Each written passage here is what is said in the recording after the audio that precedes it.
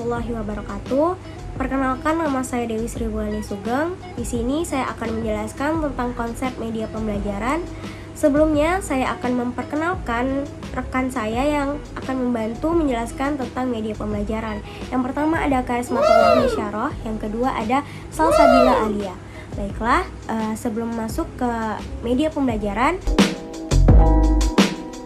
seperti yang kita ketahui, dalam proses pembelajaran tentunya terjadi komunikasi antara siswa dan guru, di mana guru sebagai pengirim informasi, sedangkan siswa berperan sebagai penerima informasi.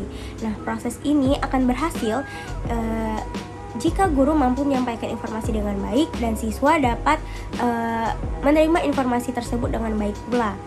Nah, untuk menyempurnakan informasi tersebut antara pemberi dan si penerima informasi agar terciptanya komunikasi yang efektif diperlukan yang namanya media.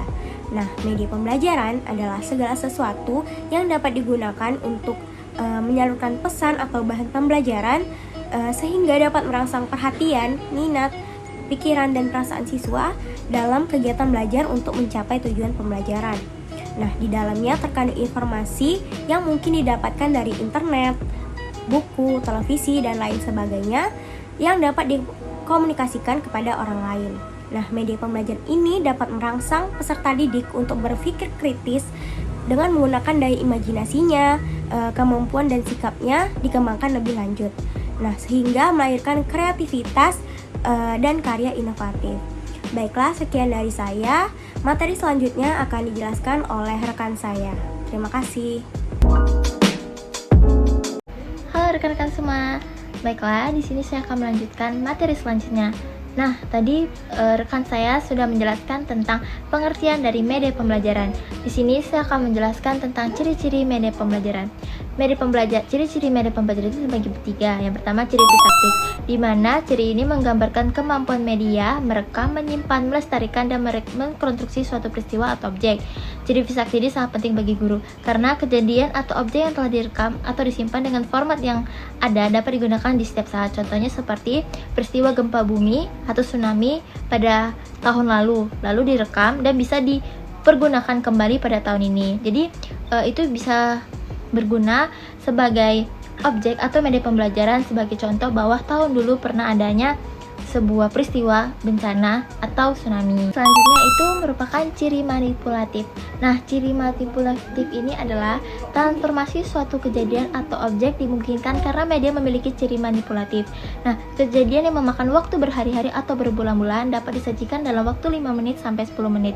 Nah, contohnya itu seperti langkah-langkah Haji. Seorang siswa sedang membuat atau mempraktekkan langkah-langkah Haji bisa disajikan dalam waktu 5 sampai 10 menit. Jadi bisa dipercepat atau diperlambat dalam pembuatan video tersebut. Ciri yang terakhir merupakan ciri distributif. Ciri distributif ini dari media memungkinkan suatu objek atau kejadian ditransformasikan melalui ruang dan secara bersamaan kejadian tersebut disajikan kepada sejumlah besar peserta didik dengan stimulus pengalaman yang relatif sama mengenai kejadian itu. Contohnya rekaman video atau audio yang disebarkan melalui flashdisk atau link yang bisa digunakan secara bersama-sama dan jangka waktu yang bisa lama atau bisa kapanpun digunakan dimanapun dan kapanpun. Baiklah, selain ciri-ciri, media pembelajaran juga memiliki fungsi-fungsinya loh. Yang pertama yaitu penyampaian pesan pembelajaran dapat lebih terstandar. Nah, yang kedua, penafsiran yang berbeda dapat terhindari. Yang ketiga, proses pembelajaran menjadi lebih jelas dan menarik. Yang keempat, proses pembelajaran menjadi lebih interaktif. Yang kelima, investasi dalam waktu dan tenaga. Yang keenam, meningkatkan kualitas hasil belajar siswa. Yang ketujuh, media memungkinkan proses pembelajaran dapat dilakukan di mana saja dan kapan saja. Yang kedelapan, media dapat menumbuhkan sikap positif siswa terhadap materi dan proses pembelajaran. Yang kesembilan, mengubahkan peran guru ke arah yang lebih positif dan produktif. Nah, mungkin segitu saja materi yang dapat saya sampaikan. Materi selanjutnya akan dijelaskan oleh rekan saya. Sekian, terima kasih. Baiklah, saya Salsabila Alia akan melanjutkan materi berikutnya, yaitu mengenai manfaat media pembelajaran. Nah, secara umum, manfaat dari media pembelajaran yaitu untuk memperlancar interaksi antara guru dan juga siswa sehingga pembelajaran dapat berjalan dengan lebih efektif dan lebih efisien. Sedangkan manfaat dari media pembelajaran secara khusus yaitu yang pertama, dapat menyaksikan benda yang ada atau peristiwa yang terjadi di masa lampau.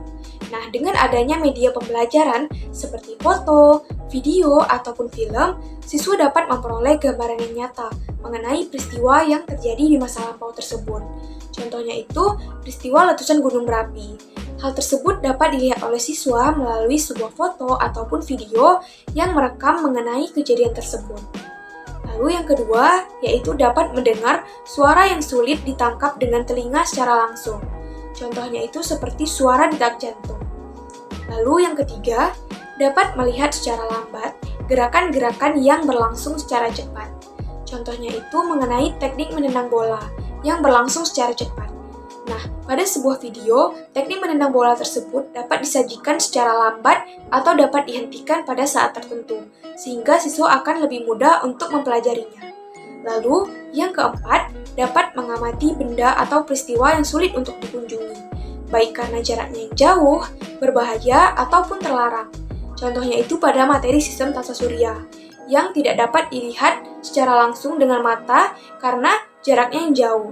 Namun, dengan adanya media pembelajaran, siswa tetap dapat mempelajari mengenai sistem tata surya tersebut. Nah, contohnya melalui foto ataupun melalui video. Lalu yang kelima yaitu dapat melihat bagian-bagian yang tersembunyi dari suatu alat. Nah, dengan menggunakan media pembelajaran seperti diagram, bagan, ataupun sebuah model, siswa dapat dengan mudah mengamati bagian yang tersembunyi dari suatu alat tersebut secara langsung.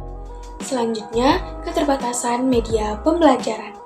Nah, media pembelajaran yang merupakan alat bantu di dalam proses pembelajaran ini juga memiliki beberapa keterbatasan.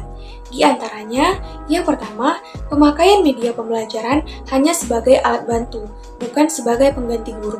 Nah, dengan adanya media pembelajaran, tetap tidak dapat menggantikan tugas dari seorang guru, di mana di dalam proses pembelajaran tetap memerlukan peran dari seorang guru untuk membimbing serta menjelaskan materi yang terdapat di dalam media pembelajaran tersebut, agar pembelajaran dapat berjalan dengan lancar dan siswa menjadi lebih mudah untuk memahami materi.